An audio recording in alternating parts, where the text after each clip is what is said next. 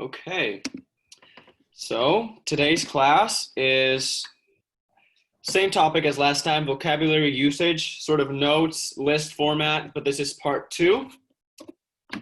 And let's just pick up right where we left off. So, first case we have is imply versus infer. So these are sort of big words. I presume many of you might not know what these mean. So I'll go through the meanings first. Imply means to hint at or to suggest something. Sort of when I'm not saying something explicitly, but you can sort of understand what I'm getting at, if that makes sense. So in this example, we can see she implied that Officer Vasquez might be involved in the conspiracy. So you can see a case where she was talking about something and she never said it explicitly, but this person could tell that she was sort of hinting at this involvement in the conspiracy. Whereas infer means to reach a conclusion by deduction. So implying means hinting at to someone else, whereas inferring means when you yourself reach a conclusion by deducing from facts or data that you have. Let's check out this example. More data would at least allow me to infer a reasonable answer. So yeah, that's what you do with inferences. You take the data and you sort of put it all together and come up with a reasonable answer from that. All right, any questions about this? No? Okay. Let's move on to in versus into. So this can be a little tricky. They are both prepositions, but they have a different meaning. In just means within. Something is within something. So cat in a box, it's just inside. It's not moving, it's just there. As in, while I was in the bathroom, I could hear the vacuum cleaner. So there's no sort of, in really implies no action, if that makes sense. Whereas the second case, into, implies that there's a movement from the outside to the inside. So something's moving from outside to inside. I ran into the bathroom trying to escape the menacing spider. Yeah. Okay. Individual versus person. Individual, we use the word individual when we want to distinguish one person from a larger group. So we have a lot of people and we want to focus on one person and we want to sort of distinguish that person from the crowd. Person, when we use person, it's more general. We're talking about any person. Does that make sense? Okay, as in this example. And I use both words to sort of make it clear what they mean. You have to learn to see each person as a unique individual. Okay. Let's move on to ingenious versus ingenuous. Oh my God, these words are getting hard to pronounce. Wow.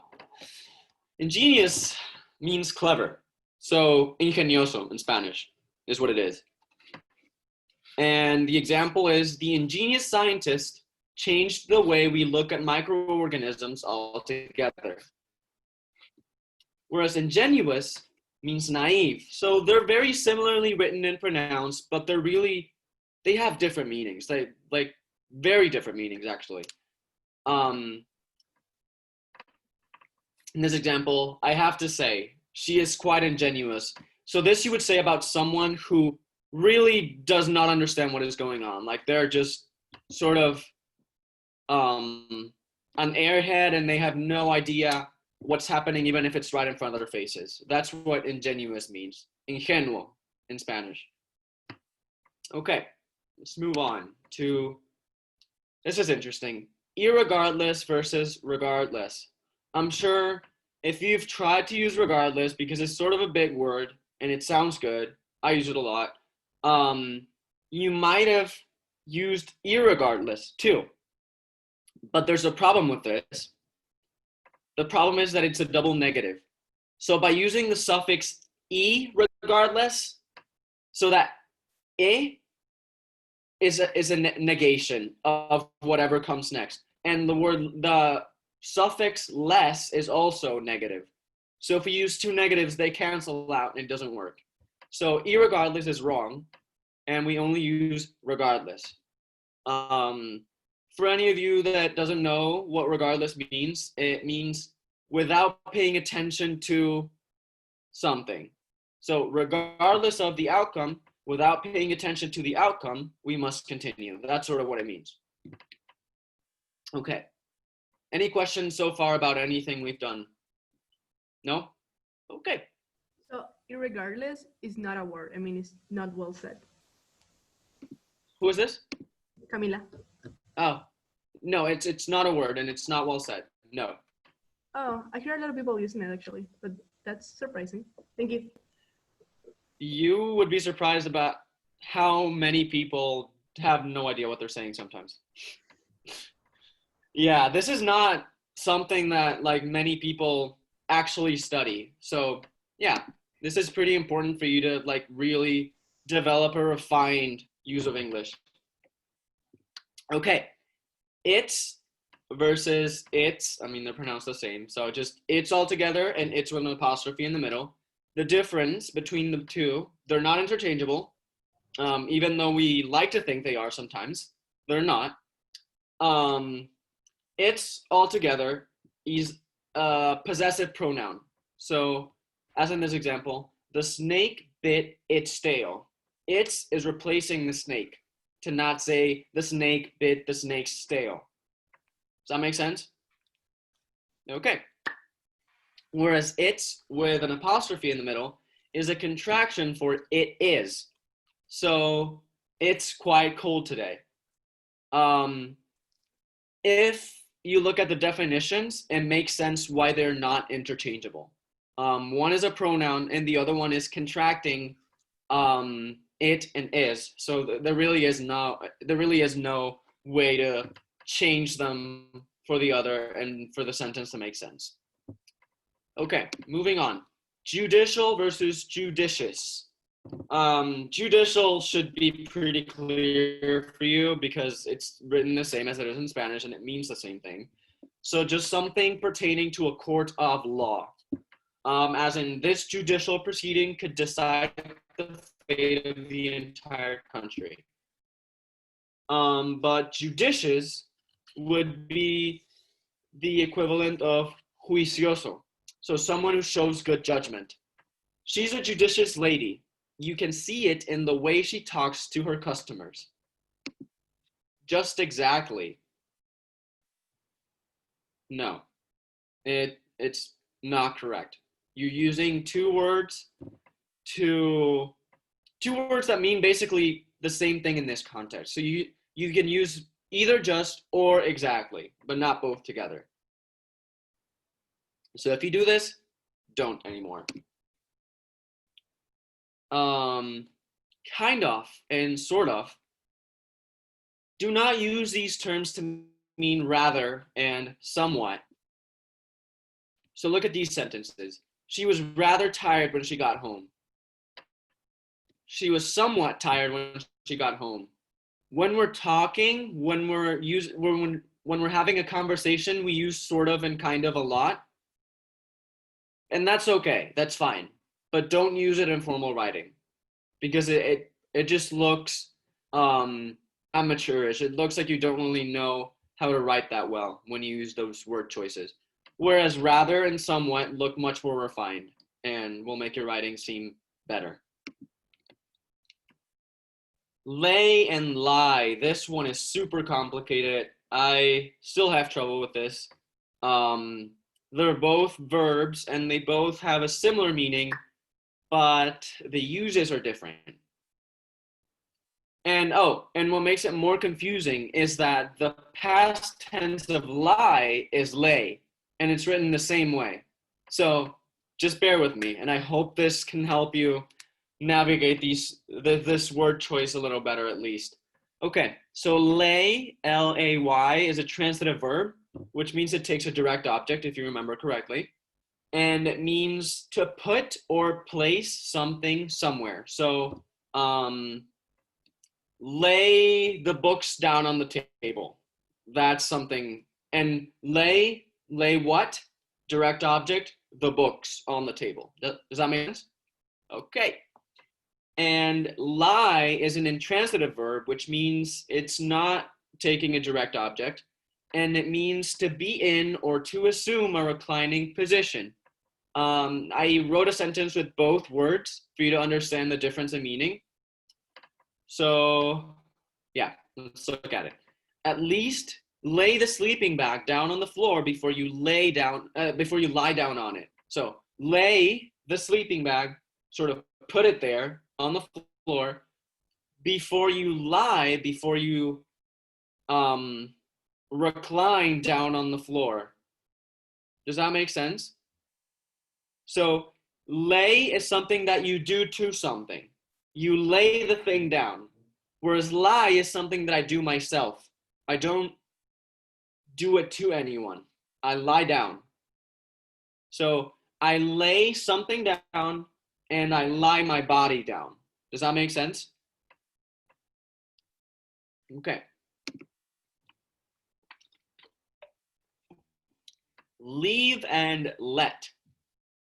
So, leave means to go away or to abandon something,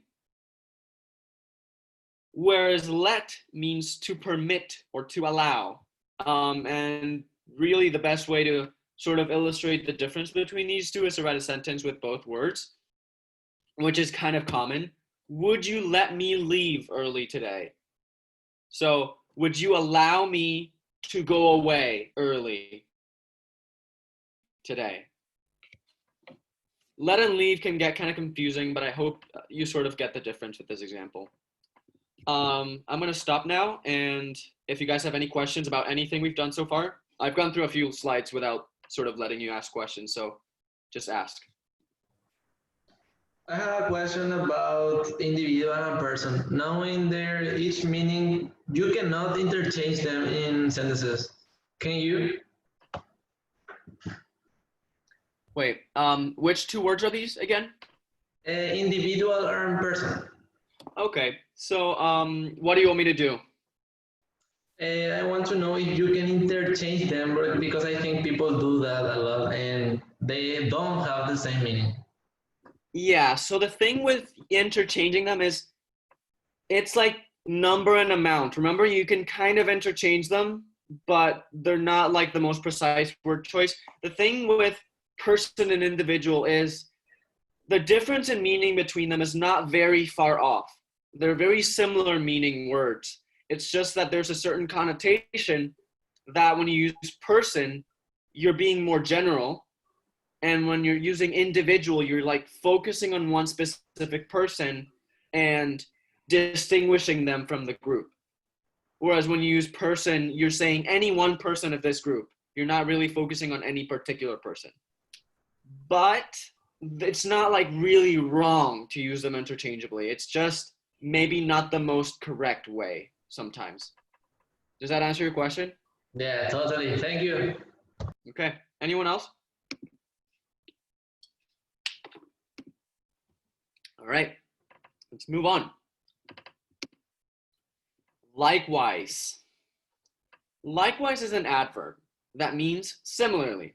And one common mistake is using it as a conjunction to mean and or together with, which I'm not going to exemplify, but you should sort of look out for instances where you want to use likewise, but what you're actually trying to say is together with or and something. And it does not mean this. An example of a correct usage of likewise is Adam is a liar. Semicolon. Likewise, Celeste doesn't seem very honest either. Does that make sense? We use it to mean similarly. And it's an adverb. But in this case, in this example, we're using it as the conjunctive adverb. If you remember, conjunctive adverbs come after semicolon and before a comma. So, yeah. All right. Moving on to many and much. Again, about counting.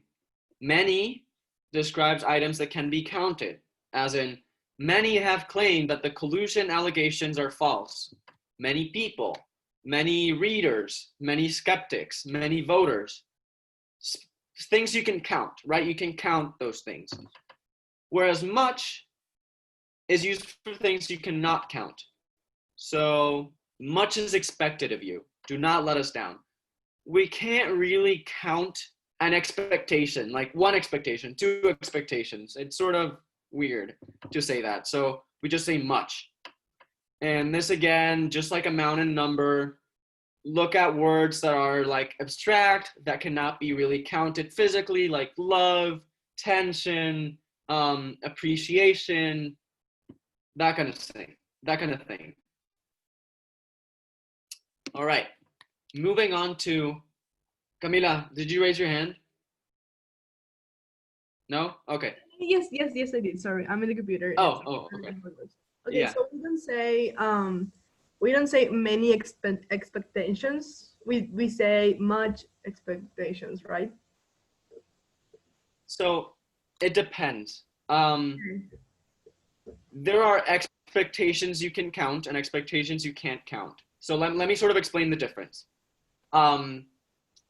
If you have a list of things you expect someone to do, those are many expectations, because you can sort of list those things. Like I have like a girlfriend, I expect her to be kind, to be loyal, to be intelligent, whatever, many expectations. Whereas, let's say I'm disappointed in someone and I say, I expected more of you. I can't really count how much I expected. I use the word much because I can't really count that. When I can list it, when I can count it, you use many. When I can't, you use much. That's sort of a good rule of thumb to remember with these two words. Does that make sense? Yes, it does. Thank you. Okay, no problem. Let's move on to maybe and maybe. So when we write as two words, as you remember, may is an auxiliary verb and be is the main verb in this case. So it indicates possibility of being. As in, I think she may be the one. Whereas maybe altogether is an adverb that means perhaps. As in, maybe I'll go to the party. Okay. Let's move on to more than one. So this is sort of counterintuitive. But the way to understand this is that more generally refers to or can refer to something that cannot be counted. So when we say more than one, we take a singular verb. Because more than is sort of modifying the word one, if that makes sense. So if we say more than one person, we're really saying one person, and that one person is modified by more than. So we use singular verbs.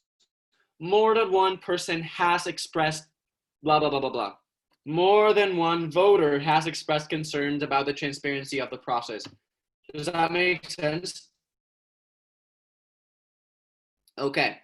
Just look at it as if you were conjugating this one, not more, okay? It's easier to understand that way. Okay.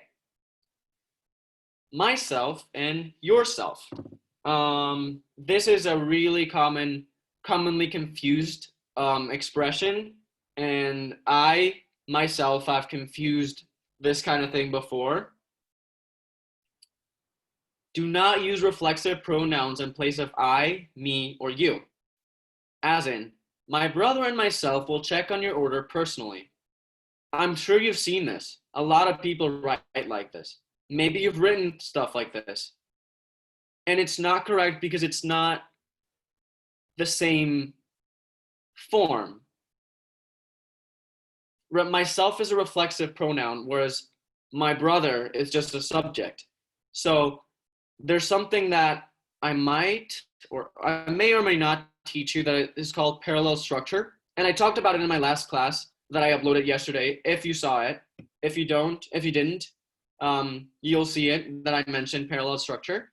Parallel structure is maintaining the same function of words when you're making a list or using like a coordinating conjunction. So if I use and, then the two things that and is listing should be of equal rank and equal function.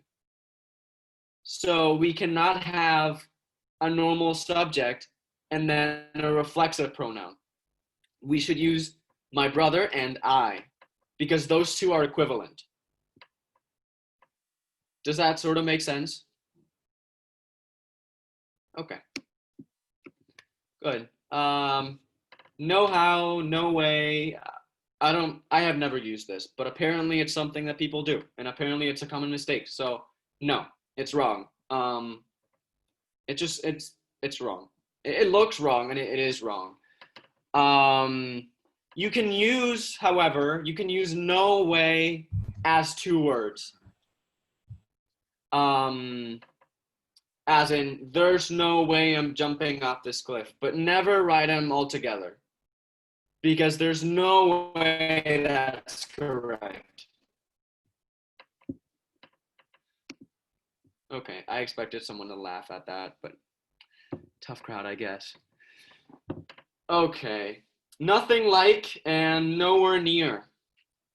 So nothing like means not at all like, not at all similar to something, as in the movie was nothing like the book. It was nothing similar to the book. That's what we're saying. Nowhere near means not anywhere near, but it means not anywhere near in physical distance, okay? As in the supermarket is nowhere near my house. We do not use nowhere near for comparisons of degree of something. Like, this movie was nowhere near as good as the book. That is wrong. Even though I say it a lot in conversation, apparently it's wrong. So just remember that. Now the word only. The word only is one of the most complicated words in the English language, and you'll see why soon enough. Place it only before the element it modifies, always. Every possible placement for only modifies the sentence in a different way. And just look at this. Only I know you're good. I only know you're good. I know only you are good. I know you are only good. All of these sentences mean completely different things. The first sentence means that only me, only I know that you are good. You are good and only I know it. The second sentence means I only know you're good, means the only thing I know about you is that you're good. The third sentence means, let's see, I know only you are good. The only person that I know is good is you, but I don't know if anyone else is good. And the fourth sentence, I know you are only good. So I know that you are nothing more than good. Good is the only thing you are. So be careful. Be careful. I'll only say this once. Be careful. Okay. On to and on to. So when we write it as two words, we have on, which is an adverb, and to, which is a preposition. And we use it this way. After this bathroom stop, we will go on to Kawasu. So we will keep going. We will go on to somewhere. Does that make sense? All right. And on to altogether is a preposition. And it means to position on or upon something. As in, he got onto the roller coaster seat and steeled himself. So he walked over and sat onto the roller coaster seat. Whereas the other one means moving on towards something. Kind of difficult to tell the difference sometimes, especially because they're so similarly written, but there is a big difference. And I'll take a second now to open the floor for questions because it's been a while. Hey teacher, so what would be the difference between onto and into, like into that roller coaster, for example? So it would sort of be the same difference between on and in. So in means inside of it, within it, whereas on means I'm not necessarily in anything, I'm sort of on top of it. Does that make sense? Yeah, thank you. I got it. Yeah. And as into does, they both indicate a movement towards something, but there's the same difference being retained. Anyone else? Any other questions? Nope. All right. Let's move on to the next slide. No? Okay. Outside and outside of. Use outside of only when outside is a noun and of is a preposition. So an example of the correct usage of outside of is this. The outside of the house, however, still needs some work. So someone, like I was painting my room or something and the inside is all done, but the outside of the house, however, still needs some work. And I'm using outside there as a verb, as a noun. Oh my God, as a noun. That makes sense, right? Why it's a noun? Because I'm referring to the outside as the subject, right? Does that make sense? Okay, cool.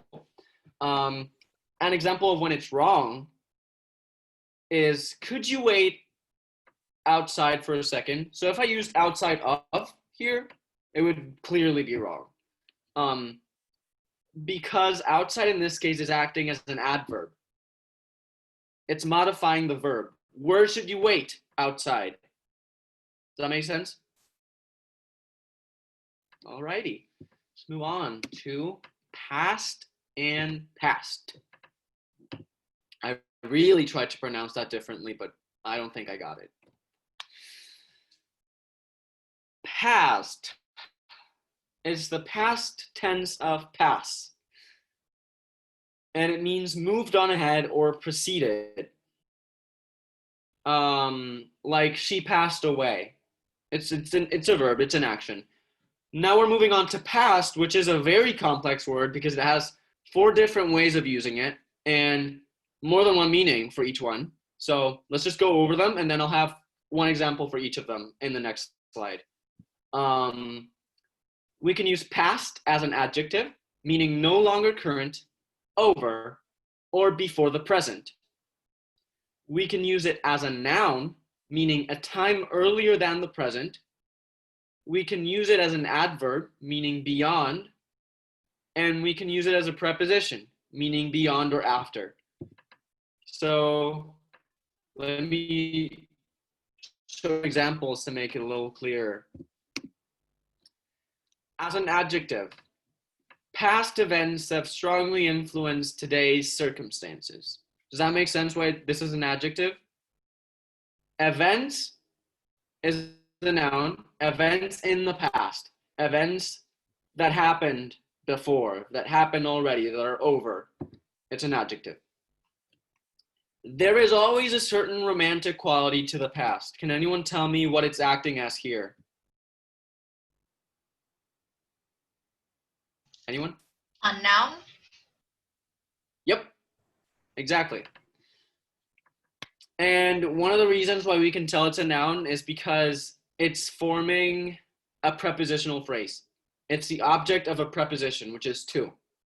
Does that make sense? And remember I told you that prepositions always come before a noun. So that's a good clue to keep in mind. Third example, we are past that point now. We can't look back. What is it acting as here? Adverb. Yep. Yeah. So we are beyond that point now is what we're saying. It's modifying the verb. How are we? We are past that. And the last one, it is 7 past 5. What is it acting as here? Preposition. Yep. Exactly. And 5 is a noun, so that also gives a clue. With the parts of speech, it's kind of fun because you can think of them as puzzle pieces. If you know one, you can sort of tell what the others are going to be a little bit, especially with prepositions and their objects and stuff like that. All right. Persecute versus prosecute. This is a common mistake for sure. I didn't know what the difference was before, or at least I had a hard time knowing. But I'll try to make it as clear as possible. Persecuting means to harass or mistreat someone. It means that you don't leave them alone, and you don't leave them alone in a negative connotation. You don't leave them alone as like a stalker wouldn't leave you alone, or like a bully wouldn't leave you alone.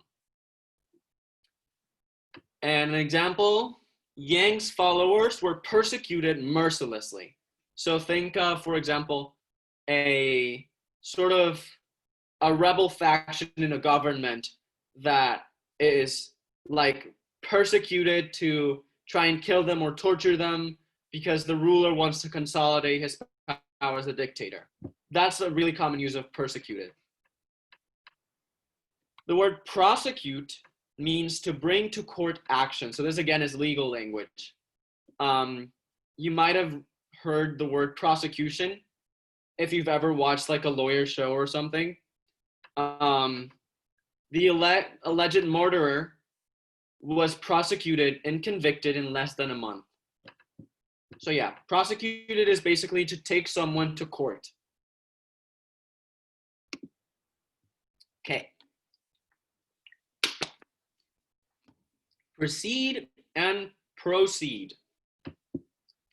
Proceed means to exist or come before in time.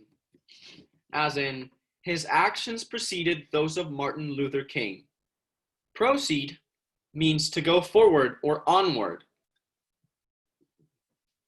As in, okay, ladies and gentlemen, let's proceed. Is this difference clear? And other meanings clear?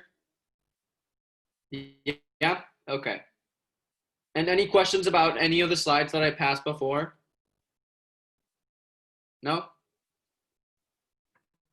Alrighty. Let's proceed then. You got it, Leah. It was funny. Provided.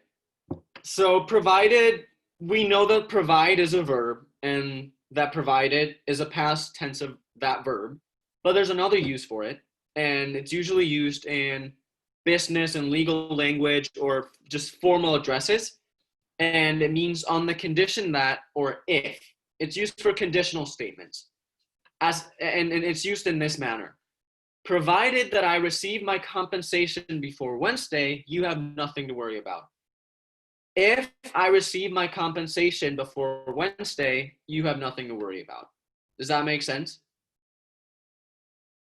It's saying if something happens, then something happens, provided. Okay. Moving on to raise and rise. Yeah, this is kind of difficult. Raise means it's a regular transitive verb. So transitive verbs, if you remember, take a direct object. It means to lift. It always takes a direct object. Sort of redundant because I already said that. Example, she raised her hand respectfully to ask a question. She raised what? Her hand. That's why we know that raise is the right choice here, because there's a direct object. Whereas rise also means moving upward, but it does not take a direct object. It's intransitive. As in, the sun rose this morning. Rose is the past of rise, by the way. It's an irregular verb. The sun rose this morning, and I could not believe it. Okay, so yeah, that's the difference. Do you guys understand this?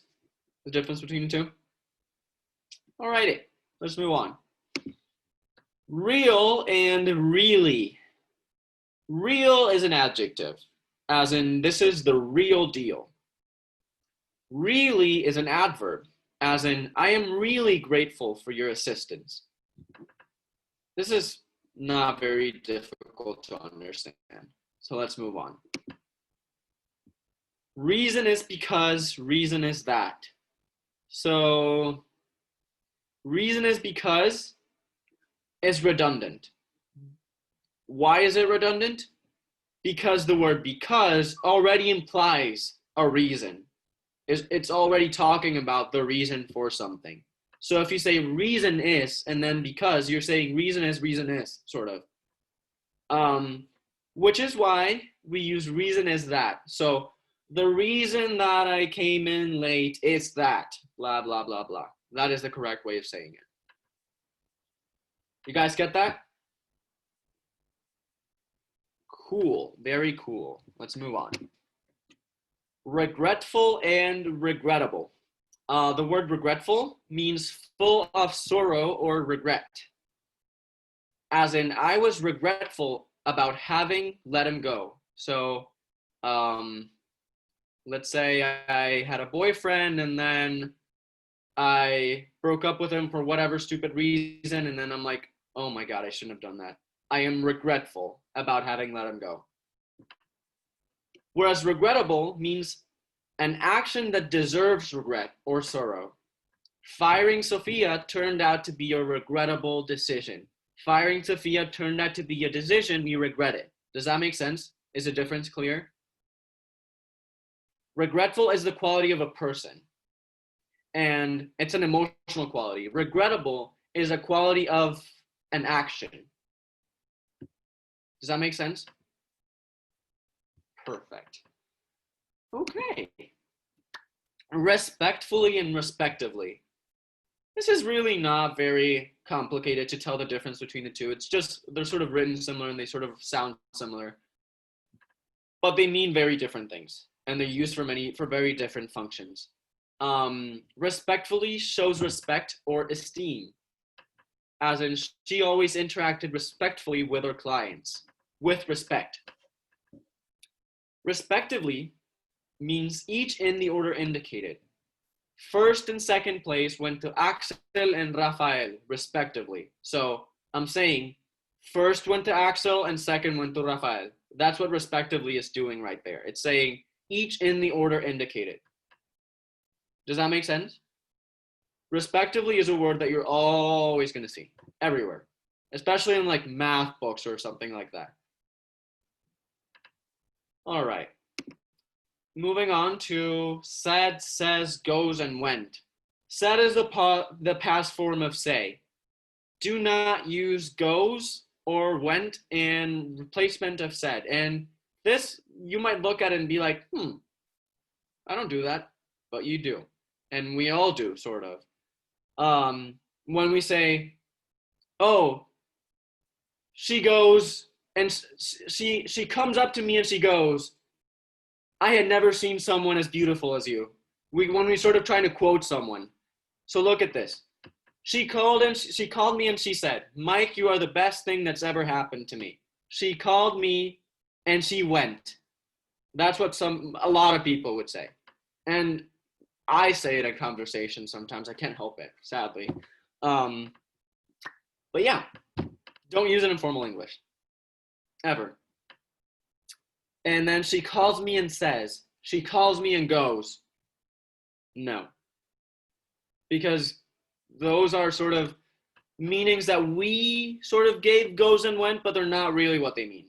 And there is a perfectly fine word to say that in the present tense and the past tense, so we have no need to go towards goes or went. Okay, that's how it goes. Let's move on. Seldom ever. Just don't use it like that. They're both sort of going at the same thing, but just use seldom. And seldom, what it means is sometimes, but sort of leaning towards less than more. Seldom, like rarely. She seldom shows up to class or something like that. It just indicates frequency and generally a lower than higher frequency. Now, I do want to give us a little side note here that just came to mind. You can write this, seldom, comma, if ever, this happens. So this is if you want to emphasize. So I'm saying seldom, rarely, if ever. So I'm saying it's more than rarely. It's like almost never. Seldom, comma, if ever, she shows up to class. That is valid. So I guess that is why some people could confuse this as a correct usage. But it's either just seldom or seldom, comma, if ever, to sort of indicate some emphasis on it. Do you guys have any questions about that or about any of the previous slides? No? Alrighty, let's move on. Set and sit. Set is a transitive verb. This is sort of the same, sort of similar to lay and lie. Lay is a transitive verb, which means to place something or to set something down, whereas set is the same thing, transitive verb that means to place something, as in set the tray on the counter, please. And sit is an intransitive verb that means to rest in an upright position. So it's the same situation as lay and lie. They're both written similarly. One is transitive, one is intransitive. One means to say that you're setting something down, and the other one means to say that you yourself are sitting down, your body, right? So set the tray down on the counter, please. That's set. And sit down next to me and let's talk the situation out. That's sit. Is that difference clear? Very cool. Okay, so and so that. Both of these can mean in order that, but so should be used more informally only. An example is he got there early so that the recruiters could possibly notice him. So as you see there, we use so that, not just so. So is more of a conversational interjection or conjunction even sometimes. Sometime, and sometimes. Okay, so when we use it as two words, some is an adjective and time is a noun, and it means, well, it means some is just modifying time, right? Like, I need some time to think about this. He needs some time to be alone. Sometime altogether is an adverb meaning at an indefinite time. Maybe we can meet again sometime. That lie that you tell everybody and then you never see them again. Sometimes is an adverb meaning occasionally, now and then. I just want to be alone sometimes. Yeah. So, is this clear? Yep. Alrighty. Let's move on. Supposed to and used to. Supposed means expected to. As in, you were supposed to win. I expected you to win. Sort of like this hardcore coach that really never did anything when he was a kid and he just expects his player to fulfill all his dreams for him. That's what he would say. And used or used to means accustomed to, familiar with. You're getting used to winning. So when someone's won several times and they're getting complacent, they don't want to work as hard because they believe they're going to win again, they're getting used to winning. Acostumbrado. Okay. Sure and surely. Sure means certain. I'm sure of it. And surely means certainly and without a doubt. So she will surely return by morning. Does that make sense? They're sort of same meaning, just one is an adjective and the other is an adverb. Okay. Now this one is another common mistake that I see a lot in YouTube comments. Than and then. Than is a conjunction of comparison, as in you're taller than me. Whereas then is an adverb that shows sequence of time or events. If you clean your room, then you'll be allowed to watch TV. It indicates consequence or sequence. So Yeah, the only reason why people confuse these a lot is because they sound similar and they're written similar. Please don't, because it looks so bad. So bad when people do this. Okay, then. Let's move on to that, which, and who. That is a relative pronoun, and it introduces essential clauses. So these three words that we're going to discuss here, they all introduce clauses. And we're going to sort of I'm going to discuss sort of how they're different in that function, how we use each and when. Okay, so that introduces essential clauses, as in the girl that won the competition was discovered to be a cheater. So you can clearly tell that won the competition is pretty essential to the sentence. I mean, the meaning of the sentence really relies on knowing that the girl won the competition. So that's why we use that. Which introduces non-essential clauses, as this one, for example. The table, which had been recently damaged by the move, sold at 400. So the table sold at 400, it retains its meaning pretty well. But we sort of want to give additional information because we might have expected the table to sell by a higher price.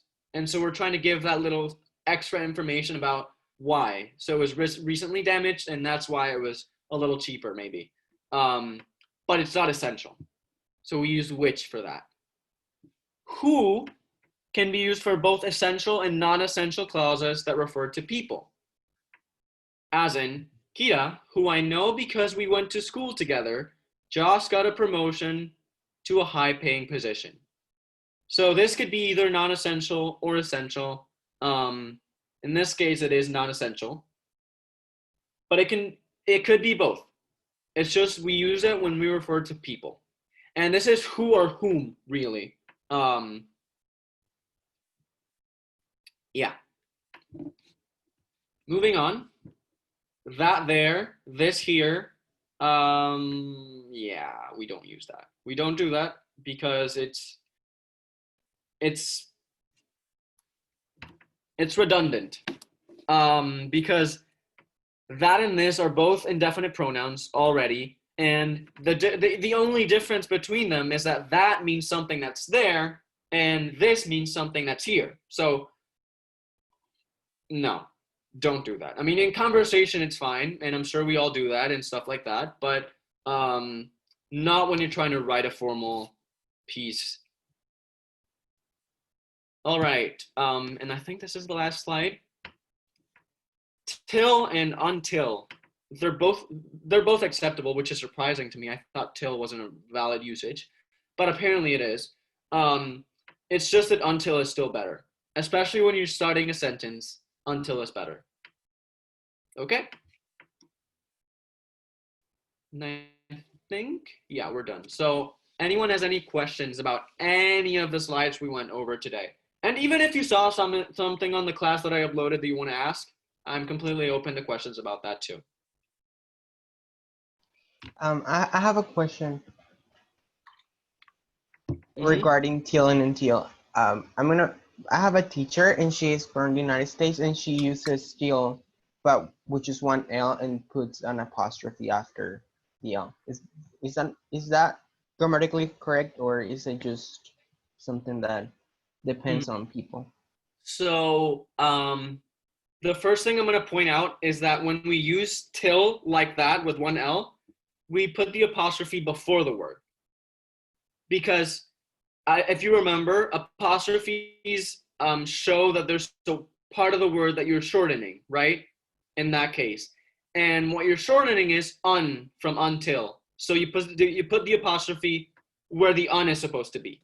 So that's the first observation. And the second one is that till, apostrophe til, is not wrong necessarily, but it's right only in a specific context. It's only right when we're talking about Old English or when we're trying to intentionally make it sound colloquial or informal. But in general, you'll find till used that way only in Old English. Does that make sense? Okay, cool. Anybody else? Yes, me. I have a question. Okay. I've seen a lot of Yeah. people that they don't write because they write directly. Okay, they write directly like cuz, apostrophe cuz. Is that correct or is like como hablando con amigos nada más? Yeah, so it's informal. Never use apostrophe cause in like a formal writing. It'll look very, very, very bad. It's not wrong when it's informal. I always speak like that. And when I'm chatting with someone, I write like that too. Because it's just shorter. You know? But formal writing is not about making it shorter. Formal writing is about writing long but precise and correct sentences. So we don't use a contraction in that case. We don't use any contractions actually in formal writing. But cause is one of the ones that you can't use probably anywhere and it be considered correct. It's only in conversation or when you're quoting someone that talks like that. Okay, thank you. No problem. So, Yeah. what if you're trying to make your writing purposely informal? Like you want to write an informal essay or something like that. Some people take that approach when they're writing to colleges sometimes for their applications. Good, very good insight, Catherine, because yes, you're right. And I'm one of those people. I was all about bending the rules when I was writing my essays. I wrote essays in many different styles. One of them was completely crazy. And I just broke all of the rules. But it didn't really turn out that well because I was rejected from that university. But yes, you can write things informally, and I understand that certain things are stylistic choices. But in a college essay, cause is just one of those contractions that is beyond informal. It's not correct. That's the problem with cause. In an informal sounding essay, you can write can't, don't, shouldn't, wouldn't, but you can't write cause because cause isn't really a valid contraction. It's just a sort of idiom that was developed for conversation or like informal chatting to make it easier to write. Does that make sense? Mm-hmm. It's not an official word, or is it? No. I mean, the word cause without an apostrophe is a word, but it means something else. Like the causa or something. That's what it means. Okay, thank you. But yeah, no problem. Anyone else? Any other questions? No? All right. Can you repeat again, please? What's the frequency of the word seldom? Yeah, so let me remember some frequency words. Like seldom, sometimes, often, rarely. If I put all of those on a spectrum, on sort of a line, and I try to like sort of put each one in sort of a increasing or decreasing order, let me see. Seldom would be right about where rarely is. Maybe a little bit more, but it's definitely, it's sort of like sometimes. I think it's sort of equivalent as like equivalent to sometimes.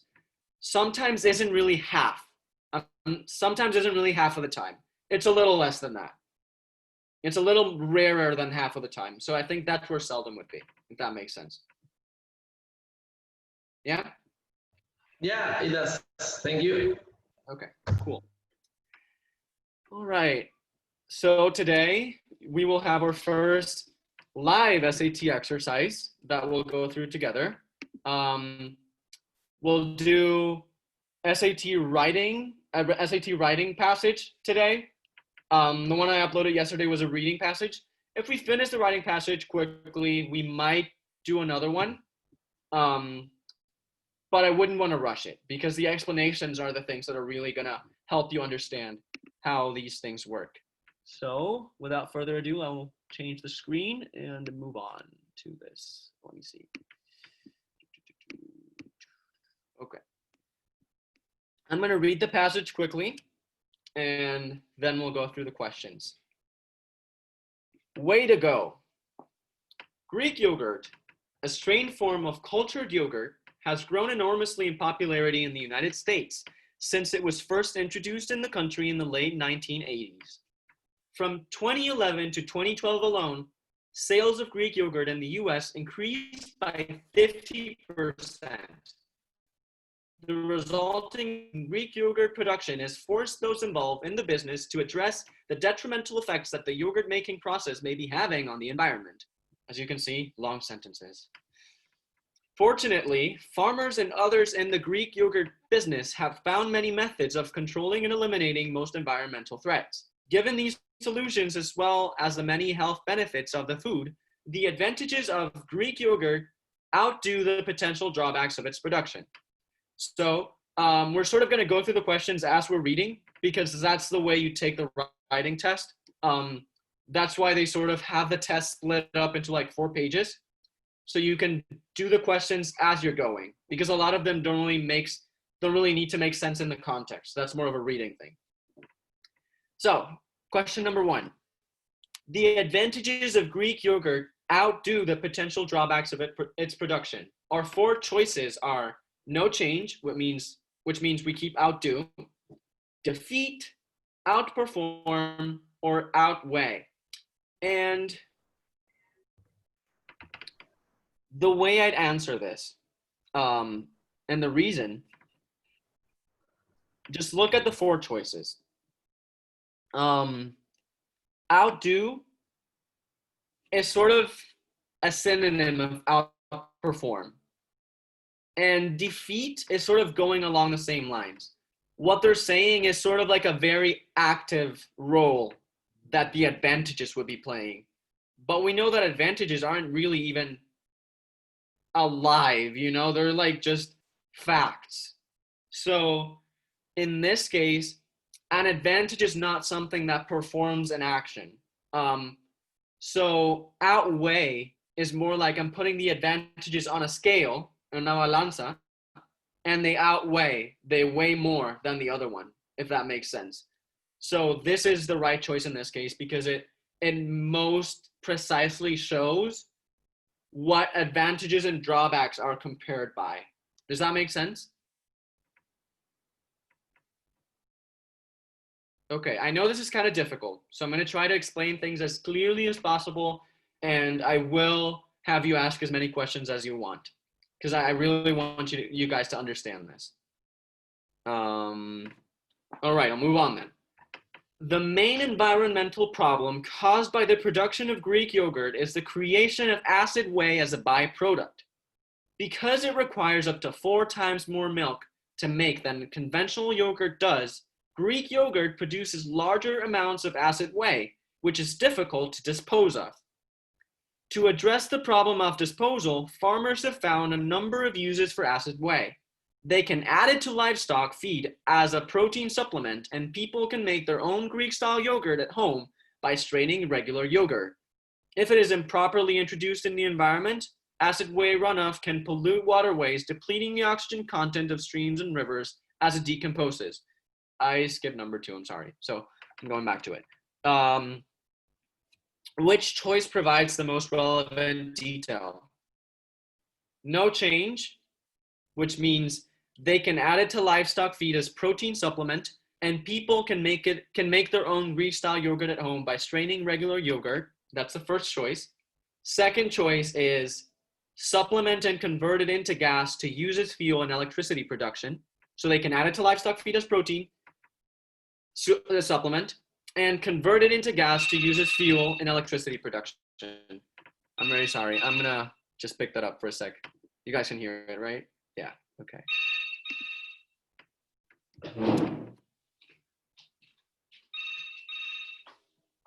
Hola.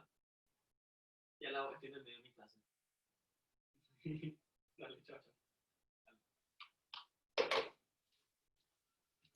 Por si no sabían, se recuperó el primer paciente de coronavirus que estuvo en terapia intensiva. Eso nomás quería compartir con ustedes. That's great news. And I'm back. So, you guys can all hear me, right? Okay, good. All right. The third choice is supplement, while sweet whey is more desirable as a food additive for humans. And the fourth choice is supplement, which provides an important element of their diet. So this question is going more at the context of that sentence and the sentence before. And it's asking which one is the best choice to sort of connected with the previous sentence and the next one. So the most relevant detail, because we're talking about addressing the problem of disposal, right? They can add it to livestock feed as a protein supplement, which all of them say. Convert it into gas to use as fuel and electricity production. That sounds relevant to me. People can make their own Greek style yogurt at home. That really doesn't make a lot of sense with the previous context at all. While sweet whey is more desirable as a food additive for humans, that is just completely wrong. And supplement which provides an important element of their diet. You think so, Catherine? Yeah? No. Oh, sorry. I think it is because it's like they can add it to like. Sorry, I just live beside the street, so if you hear motors, it's okay. So they can add it to livestock feed as a protein supplement, which provides an important element for their diet, like the diet of the livestock. I'll think that goes well. I don't know yet, though. I don't know. Okay. I'm gonna jump ahead and tell you it's wrong, and I'm gonna tell you why. That's a good observation, but the reason why that's not correct, or not the best choice at least, is because they're talking about a number of uses, so more than one. So they can add it to livestock feed as a protein supplement and convert it into gas to use as fuel and electricity production. That's another use. So it goes well with a number of uses. Does that make sense for all of you?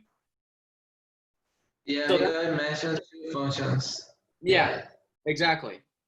And it's the only option that provides another use that is relevant.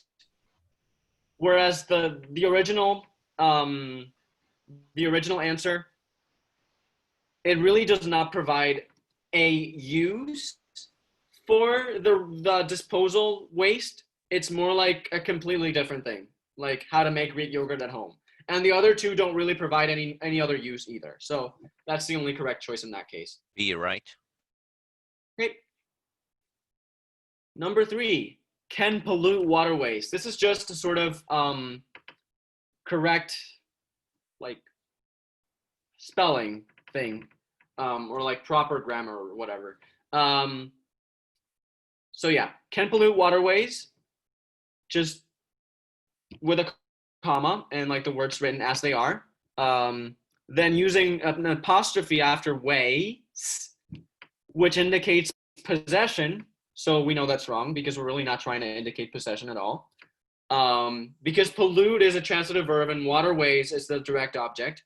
There's really no need for possessive there. If it is improperly introduced in the environment, it could have polluted waterways. Why is that wrong? Because this is a first conditional sentence and you cannot use could have with a first conditional sentence. Because here's not talking about the past, so to speak. It's talking more about the present. Exactly. We just know that we have to keep. Yeah, sorry, Leo. I'm just gonna cut you off for a sec, and I'm gonna say the thing is we have to keep the verbs in agreement, and it says if it is, right? Is and can fit. Is and could have do not fit.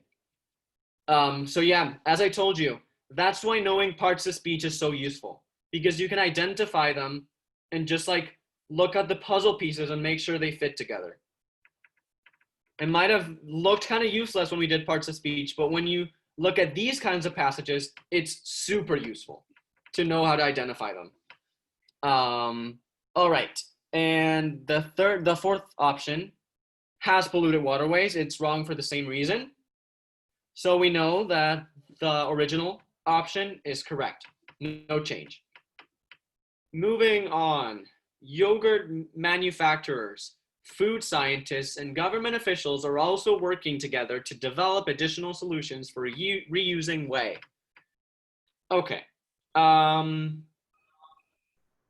What are we doing here? Yogurt manufacturers, scientists, government officials. We're making a list. And when we make lists, we keep with parallel structure, which means using the same separation and the same sort of rank for the items.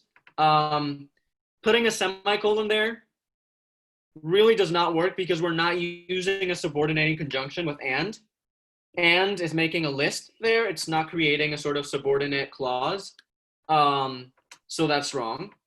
The colon is wrong too because, again, and is a coordinating conjunction.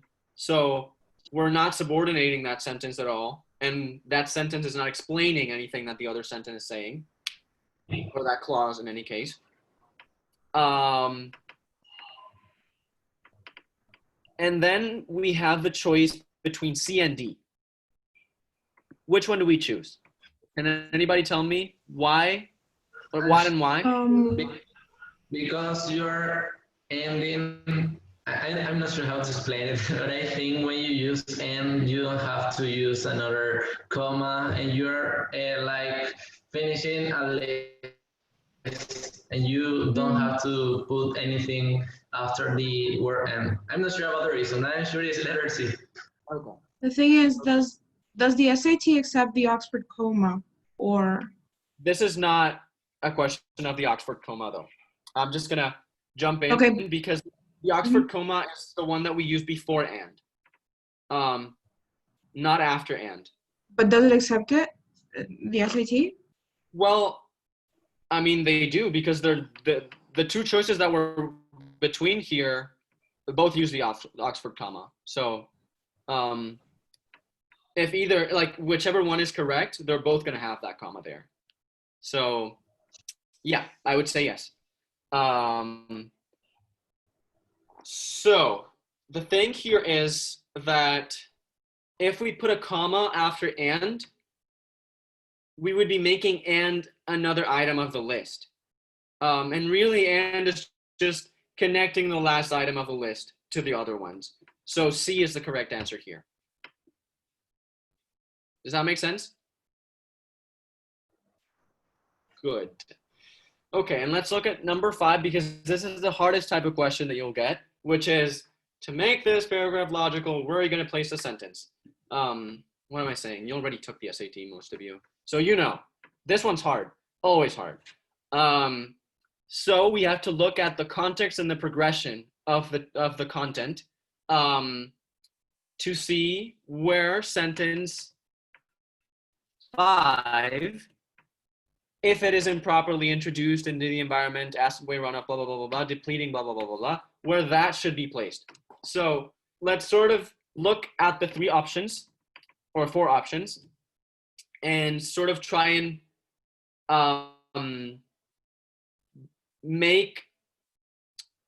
compress the sentences into their key meaning. The first sentence, the problem is acid way. That is the first sentence. The second sentence, because blah, blah, blah, blah, blah. So because it's harder to dispose of, or because it requires more material, it's harder to dispose of. That's the second sentence. So the key takeaway of the first sentence is the problem is acid way. The key takeaway of the second sentence is the amount of product it requires makes it harder to dispose of. The key takeaway of sentence number 3 is to address disposal, they have found other uses for it. And the key takeaway of number 4 is these are the uses that they found. So we immediately know that between 3 and 4, it's not going to fit well because 3 and 4 are perfect for each other. 3 goes into the fact that they have found other uses, and 4 explains what those gives examples of those uses. So letter D is wrong. That we know right off the bat. After sentence 4, which is where it is now, so and a key takeaway for sentence 5, which I didn't really go into, is explaining why it is difficult to dispose of, right? It's sort of explaining it's going into the difficulty of disposal. Does that make sense? So it should go after something that's sort of setting up that it's difficult to dispose of. Am I making sense right now? Anyone, if you have any questions with this, please ask. Yeah, makes sense. Okay, so we're trying to find a sentence that's setting up the problem of disposal. So let's look again. Sentence 1 is setting up the problem of acid weigh. So not good enough. Sentence 2 is setting up the problem of disposal, which is what we're looking for. Sentence 3 is setting up the number of uses for acid weigh that were found. And sentence 4 is explaining those uses. So when you sort of condense the sentences into these key points or key takeaways from each of them, it's very clear that sentence 2 is the sentence that goes before sentence number 5. Do you all get this? Because this is difficult. Ask questions if you don't, please. So it goes after question. It goes before question. Sentence 3, right? Yes. And I guess the takeaway here will be because I don't know, like, since when you are taking the test, you have like you need to be quick at spotting like hints of where it's gonna fit right away perfectly. I think the takeaway will be because it's kind of because it's a consequence and you need for that a cause, and the cause will be that scientists and government officials are working together to develop additional solutions for rate crossing. I don't know how to pronounce that. Just way. So yeah, when you're looking at this, you should be thinking, what would I do if I were writing this? So if I were writing this, if I set up a problem, after I set up the problem, I explain the problem.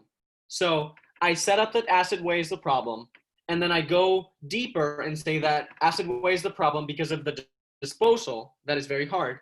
And then I go deeper into why the disposal is a problem. That's the natural progression. And then once I've gone deep enough into the disposal problem, then I talk about how we address the problem. And then after talking about how we address the problem, I talk about a number of different ways. I give examples of how to address the problem. This progression is very clean if you look at it that way. So if you sort of try and condense them into key points, obviously you won't be able to do this in-depth analysis, but I'm trying to sort of make you learn this process to sort of have it quicker by the time you get to the test. If you're able to visualize it that way, intuitively, you will just know. You might not be able to explain it, but you will know where it goes. That's sort of what happened to me. Up to now, until I had to explain it to you guys, until I had to teach it, I didn't really know how to explain the process. So now I know. I'm learning something too. And I hope you guys are too. All right.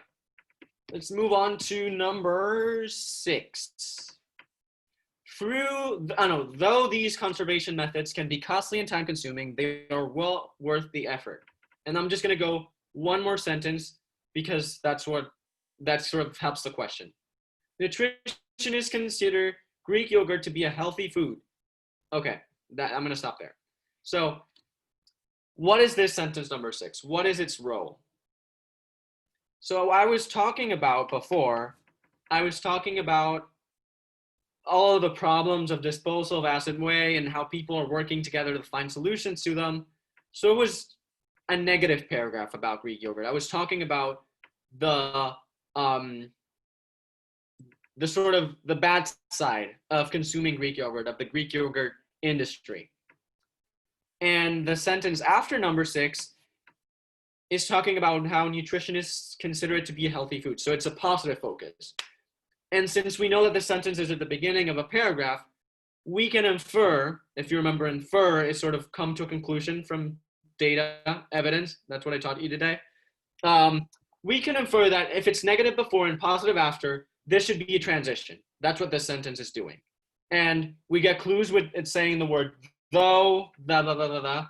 Though is talking about the negative, they are. That's how a transition sentence goes. So we know that this sentence is fulfilling a transition function here. Now let's look at the question. The writer is considering deleting the underlying sentence. So when you get this question, that's what you should look at. What is the function of this sentence? What comes before and what comes after? Does the writing make sense without it? Do we prefer to have the sentence on the text or no? And why? Because we get 2 yeses and 2 nos. So before we go into the 4 questions, what do you think? Yes or no? Do we keep it or not? Yes, I think. Yes, I think we should keep it. Yeah, I think we should keep it. Because otherwise there's no connection between the positive and negative. So right from the get-go, we can look at these no's, and I'll just read them for the sake of reading them. No, because it continues the explanation of how acid whey can be disposed of safely. You don't really need to do this whole analysis that I just did to come up with this answer, because this C is clearly wrong. I mean, it's not talking about how it can be disposed of safely. And it's also, oh wait, I'm sorry. We were talking about yes, keeping it, right? Yeah. Okay, let's rewind. I got confused because we said yes, but this no means we don't delete it. So it means we're keeping it. So this first one says that we're keeping it because it's continuing an explanation of how acid whey can be disposed of safely, which we know is not really happening, because what it's doing is setting up the next topic. It's transitioning from what was happening before to what we're going to talk about now. So the second option of the no's, no, because it sets up the argument in the paragraph for the benefits of Greek yogurt. This sounds like the right answer. But let's just look at the yeses for a sec. Yes, we should delete it because it does not provide a transition. I mean, yes, this is getting at the function of the sentence, but this sentence is fulfilling that function, right? So this is just not true. It does provide a transition. And then yes, because it fails to support the main argument of the passage as introduced in the first paragraph. No. That's wrong. Well, it means B and C are the easiest ones to discard because they're not really going at the correct function of the sentence. And then once we have the correct function, we have to determine, is it fulfilling this function correctly or is it not fulfilling the function correctly? And when determining if it is or not, first we should see that there is no transition apart from this one. So if we took it out, it would definitely be worse, because there is no other sentence to fulfill this function. And we have the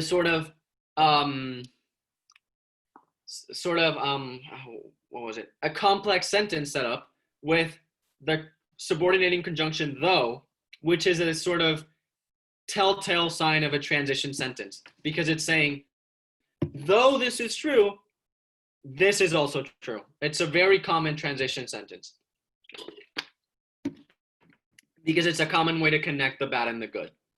Okay, so do you all understand why the answer to number 6 is D? Very good, very good. Nutritionists consider Greek yogurt to be a healthy food. It is an excellent source of calcium and protein, serves to be a digestive aid. Okay, so we stop there because number 7 is to be. Serves to be a digestive aid. serves as a digestive aid, serves like a digestive aid, serves for. So this is about the right preposition. To be, not really working for me. Yeah, I don't know how to explain it, but you guys can tell it's not working. We're looking for a preposition here. As. So what is as saying? It's saying this is this. And the word serves sort of is setting up that comparison, right? It's setting up equivalency. And as is a preposition that fulfills that function correctly. Let's move on to like. Like is not strong enough. Like expresses similarity, but not equivalency. It's not strong enough for this case. So it's not correct. It's not very, very wrong, but it's not the best choice to use here. And serves for, it's not setting up the right type of preposition, sorry. It's not going towards equivalency, it's going towards real function, and we're not talking about that. Is that explanation good enough? I tried to explain this as well as I could. Yeah. Okay, so the correct answer for 7 is as. Okay, because we're trying to say Greek yogurt, digestive aid, they're equivalent. That's what we're doing with the word as. And that's the correct usage in that case. Okay, going into number 8, and it contains few calories. Okay, so this is complicated because the sentence is long, and when we have a pronoun, it's a question of going back to the original subject to see if we're keeping with a parallel structure, right? Parallel structure for us means keeping with the same functions employed in each of the clauses of the sentence, because we're listing things, right? We're listing. It is an excellent source, blah, blah, blah, blah, blah, blah, blah, and it contains blah, blah, blah, blah, blah, right? It's 3 items that we're listing. Okay, so it is an excellent source of calcium and protein, serves to be a digestive aid, and contains few calories in its sweetened, low, and non-fat forms. And I know that you might say that we have an it here, but we use the pronoun in the first instance to sort of not go too long without a subject, because we have a colon, right? And the colon sets up another independent clause, remember? Do you remember that the colon sets up another independent clause? This here is a sentence in and of its own. So we look at that. And a sentence has to have a subject. So it is blah, blah, blah, blah, blah, serves blah, blah, blah, blah, blah, and contains blah, blah, blah, blah, blah. Does that make sense? Yes. Okay. And the reason why, again, we use contains and not will contain is because of the verb tense. And containing is a gerund, and it's not a valid verb form, so it's also wrong in this case. Does that all make sense to you? Okay, good. Greek yogurt is slightly lower in sugar, blah, blah, blah, blah, blah. Also, because it is more concentrated, Greek yogurt contains slightly more protein per serving, thereby helping people stay, whatever, it doesn't matter. So the question here is also the right, I don't remember how these words are called. I forgot. The right transition word, let's call it, whatever. That's what it's doing. And the choices are also, in other words, therefore, and for instance. So also sets up an additional example that is not necessarily related to the previous one. In other words, explains something, in other words. Therefore, concludes something from the previous statement, and for instance, gives an example. So what are we doing here? Greek yogurt is blah, blah, blah, blah, blah. Because it is blah, blah, blah, blah, blah, contains more. So we're saying it is slightly lower in sugar and carbohydrates, and then we're saying it contains slightly more protein. So since we're talking about different things that it contains, first, we cannot really conclude anything from the previous statement with this second one, because we're talking about something else. Second, we're not explaining it in other words either, because we're using, again, a different, the sentence's meaning is different, or the content. Third, we're also not giving an example because, again, the content of the sentence is different, and it's also not more specific than the other one. So the only option that we have is also, which is correct because we're setting up another benefit of Greek yogurt that is not related to that first one. Does that make sense? Okay, goody.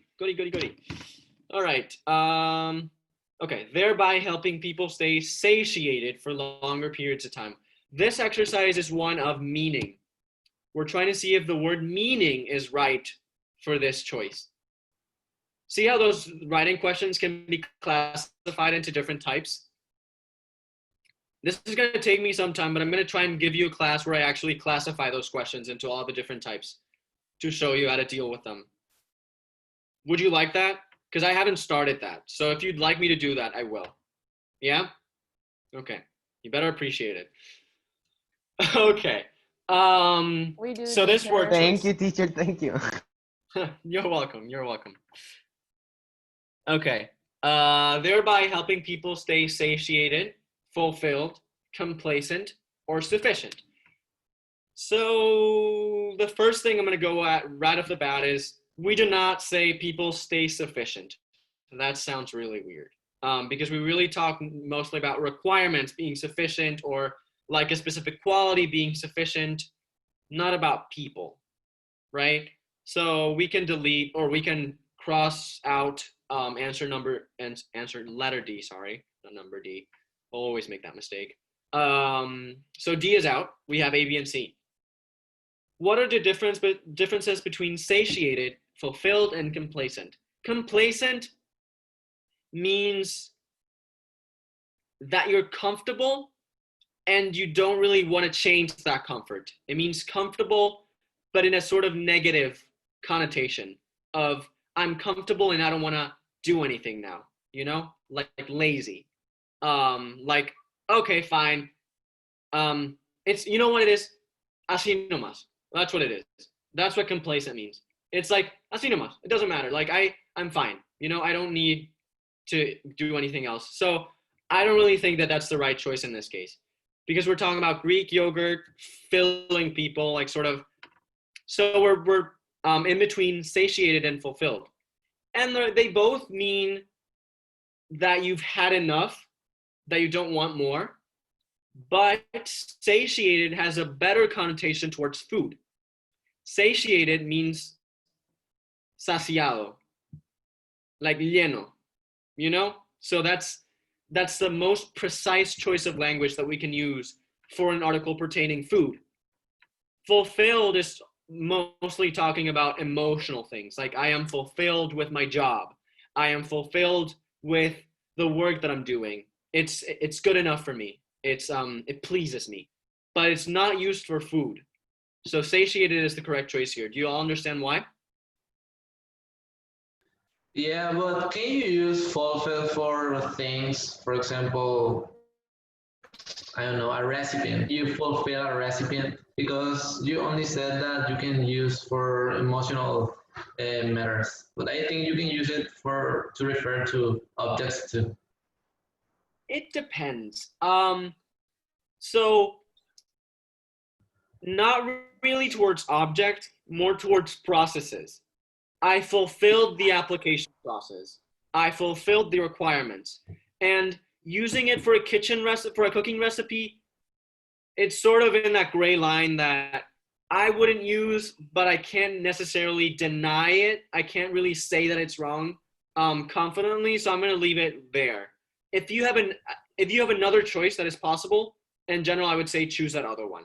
because fulfill is not generally used for concrete things. It's more about fulfilling requirements, fulfilling expectations, and that kind of thing. So it is generally, if not emotional, more abstract. Okay, I'm going to move on to the last one, number 11. These health benefits have prompted Greek yogurt's recent surge in popularity. In fact, Greek yogurt can be found in an increasing number of products such as snack food and frozen desserts. Because consumers read the additional nutritional benefits of Greek yogurt and support those who make and sell it, therefore farmers and businesses, blah, blah, blah, blah, blah. Okay, so let's do this quickly. Because blah, blah, blah, blah, blah. Because they reap the additional benefits of Greek yogurt and support those who make and sell it. So what do you think is correct here? Because, therefore, because, comma, therefore, because, and just farmers, because, so farmers, or because, colon, farmers? I'm going back to because that's the key here. That because sets up the sentence, and it's really what we rely on to make this choice. So what fits well with the word because? It is letter B because you already used because before. So is like redundant if you use it again. Yeah, so exactly. that's what I think. Mhm. D, it's correct because you have because, and since you cannot be independent clause, therefore you cannot use like semicolon. Mm-hmm. So A, B, it's out, and so is C because so it's redundant, like Leah said. So that's why I reached the conclusion that D is the correct one. Yeah. Exactly. So yeah, I'll just go over quickly why all of those choices are wrong. B is correct. A and C are wrong because they're both redundant. Because is already setting up a reason. So we don't need a conclusion. We don't need therefore, we don't need so, because they're already redundant with that because that we set up before. Because is already subordinating that first clause. So we need the second part of it after the comma to be independent. Farmers and businesses should continue blah, blah, blah, blah, blah as an independent clause. And the other one, because we have that because conjunction there, it's subordinated, and we cannot have a sentence that has two subordinated clauses. So therefore and so are both wrong. The colon is also wrong because that would mean that that independent clause was explaining the dependent one, which doesn't work that way. And B is the only choice that maintains the structure and maintains the sentence's validity. Does that make sense? Yeah. Okay, so this is it for the SAT analysis. Did you guys enjoy this? Do you think it was good? Yeah, I love it. Great. This is fun. I genuinely have to say that I had fun studying for the SAT back in my day. Okay. Yeah, you're looking at me like, I'm gonna kill you. This guy's crazy. Like, I hate people like you. Okay. Now we're gonna go on to the essay reading that I have for today. And this essay is called Life from 7 Feet Up.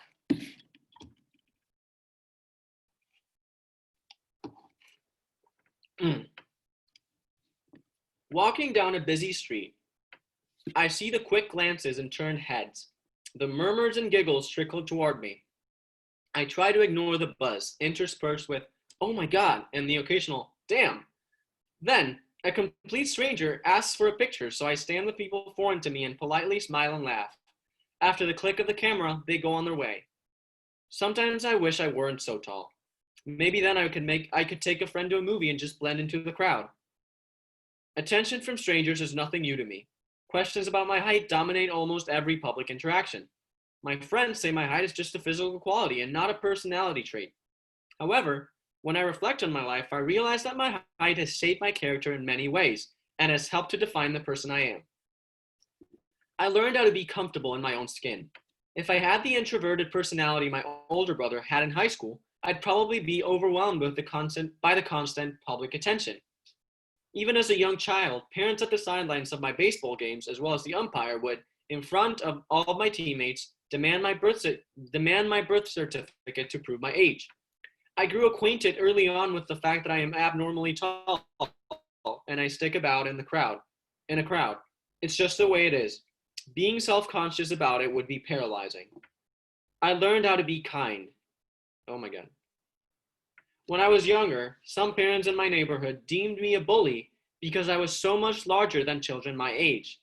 I had to be extra welcoming and gentle, simply to play with other children. Of course, now my coaches wish I weren't quite so kind on the basketball court. I'm sorry. Oh my God, dry throat. I learned humility. At 7 feet tall, everyone expects me to be an amazing basketball player. They come expecting to see Dirk Nowitzki, and instead they might see a performance more like Will Ferrell and semi-pro. I have learned to be humble and to work even harder than my peers to meet their and my expectations. I developed a sense of lightheartedness. When people playfully make fun of my height, I laugh at myself too. On my first day of high school, a girl dropped her books in a busy hallway. I crouched down to her level and gathered some of her notebooks. As we both stood up, her eyes widened as I kept rising over her. Dumbfounded, she dropped her books again. Embarrassed, we both laughed and picked up the books a second time. All of these lessons have defined me. People unfamiliar to me have always wanted to engage me in lengthy conversations, so I have had to become comfortable interacting with all kinds of people. Looking back, I realized that through years of such encounters, I have become a confident, articulate person. Being a 7-footer is both a blessing and a curse, but in the end, accepting who you are is the first step to happiness. Any comments? Yeah, you can clap, Jeremias, you can clap. Let's clap. Okay. I think it's very unique.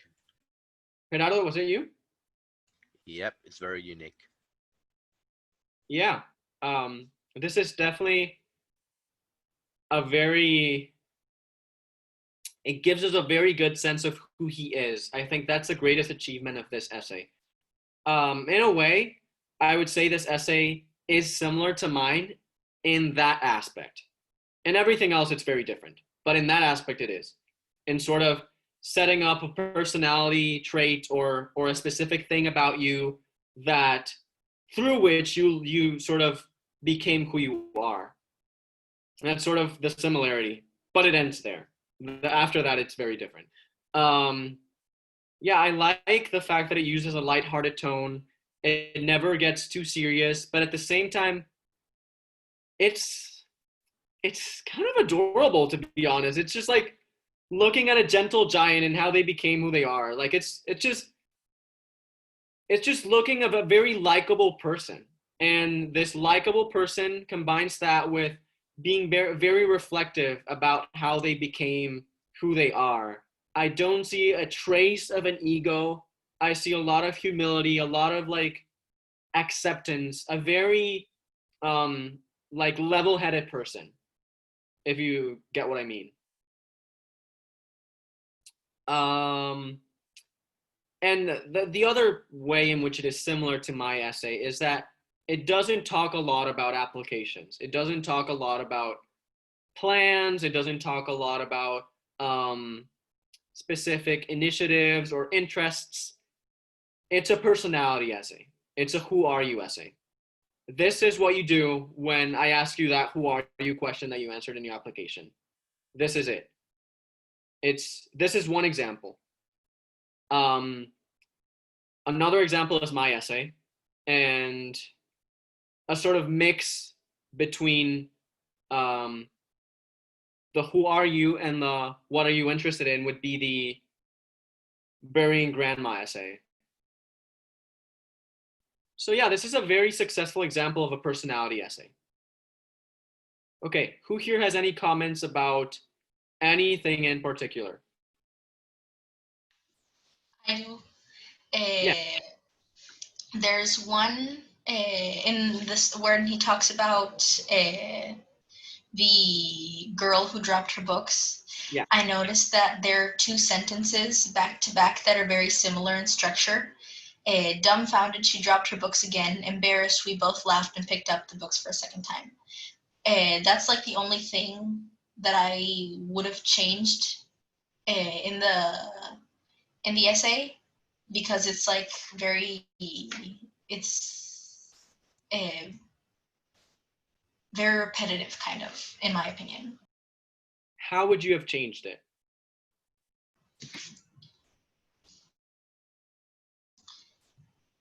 I don't know, but I do know that it sounds kind of repetitive in a way, and like not in like a good way. Let's read this paragraph again and see how it sounds. I developed a sense of lightheartedness. When people playfully make fun of my height, I laugh at myself too. On my first day of high school, a girl dropped her books in a busy hallway.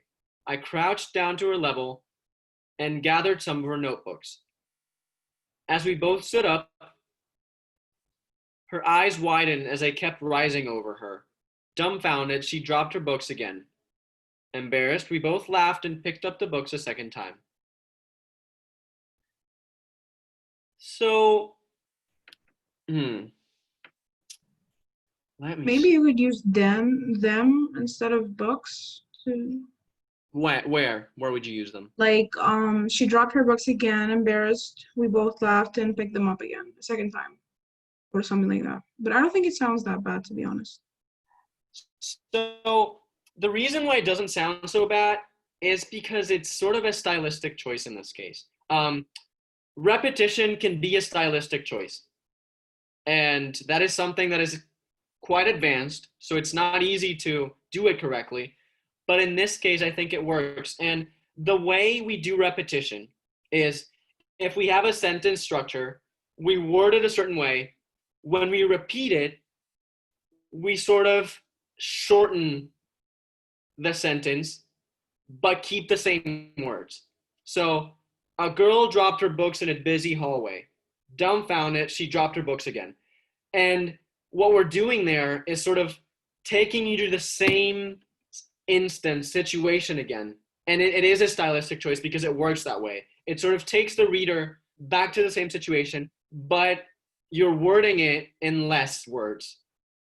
You want to take the reader to the same situation, but you don't want to use the same words again, because since you used the sentence before, you can just shorten it and it'll still retain the same meaning as before, because he will sort of go back to the same image that he got in his mind before. And that's, I think, why this works with this. However, I'm not entirely sure about this. Embarrassed, we both laughed and picked up the books a second time, because at that point you have used the word books 4 times.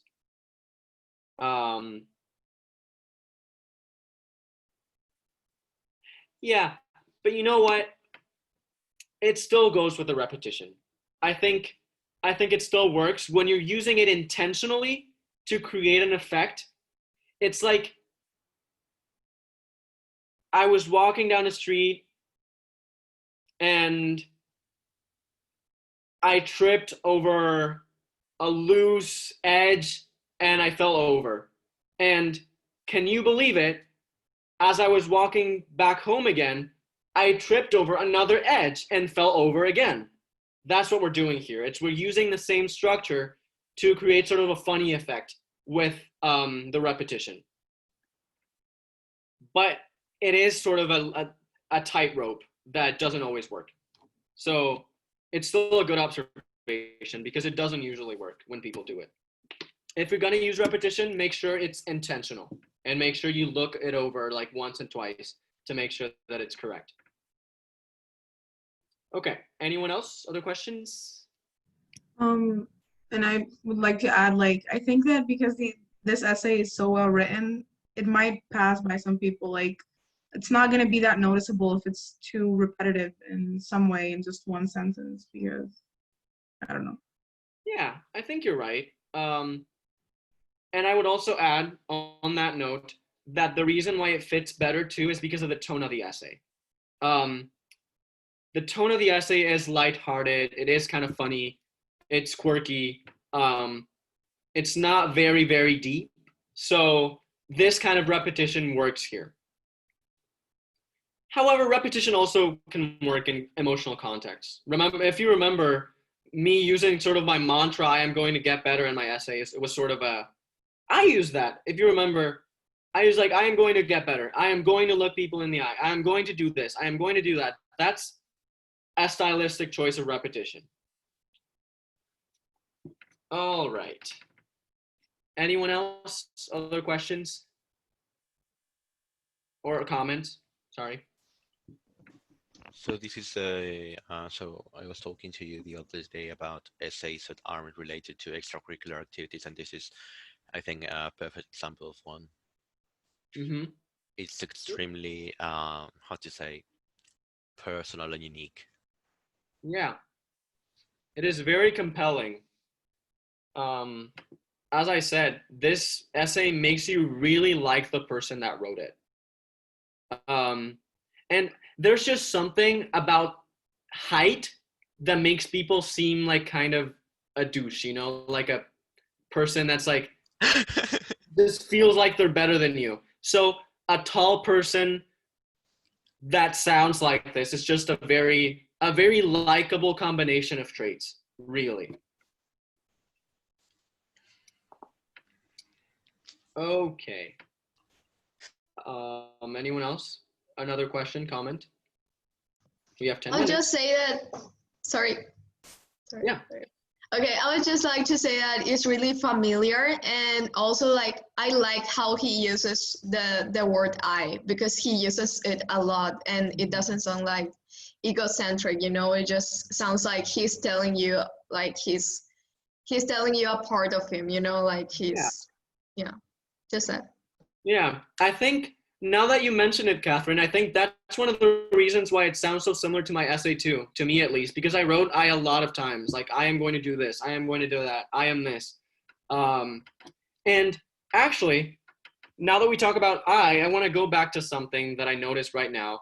Repetition. Look at this. I learned. I just And it realized sounds really well. It reads really well. So when you're writing an essay that is, remember that sort of, oh, well, I mean, not many of you have seen my class that I posted yesterday yet, but the essay, the punk rocker philosopher essay that I talked about was sort of written in a list format. It's called, it's like an outline, right? It's like I learned how to be comfortable, and then he explains why, and then like I learned how to be kind, and he explains why, right? Mm-hmm. Yeah, and something that I learned in college already in my writing and rhetoric class is we have what's called a major claim and a minor claim. A major claim is the main point of our paragraph, and that major claim then throughout the entire paragraph, we don't have another major claim. We explain that major claim. So we start with that and then we explain it. And I remember one of the teacher's tips was be clear about your major claim. Write it out explicitly and then explain it. And this is just doing exactly that and very cleanly. And the repetition just like adds to that effect of how clean it is. It reads like a list. I learned this, I learned that, I learned that, and this is why. It just reads really clean. Okay, any other comments or questions? I have a question about the whole thing in general. Like, yeah, I know that making your essay personal can be very good and can benefit you in many ways, but is there such a thing as a too personal essay? Okay, so obviously I can't tell you for certain because I've never been an admissions counselor, but I have a fair amount of experience with it. With not only writing tons of essays because I've written more than 100, but also correcting a lot of people's essays. And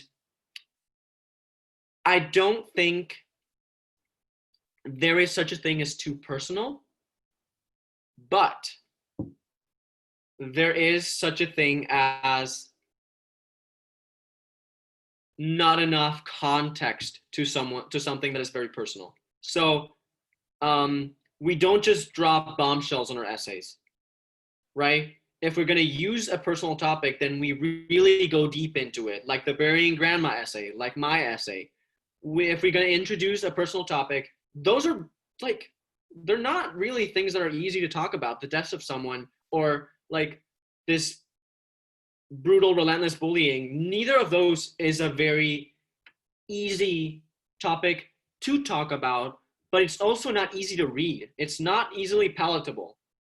It's not easy to take as a reader.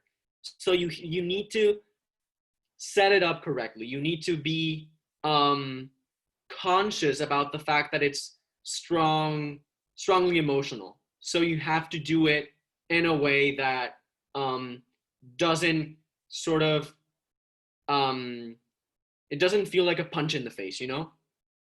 Like, and the way we do that is by talking about these very emotional experiences without getting too emotional ourselves. You narrate it.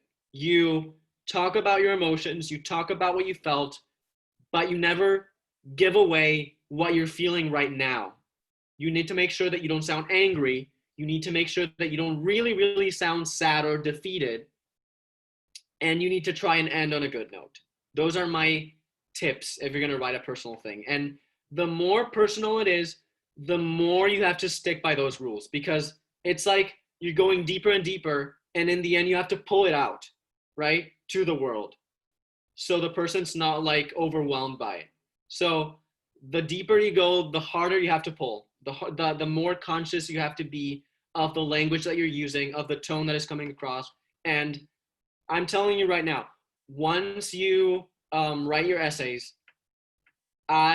especially before I start my classes, I would be glad to take a look at them and give you notes about these things, like tone and stuff like that. I'm really good at reading through that kind of thing. Yeah. Anyone else?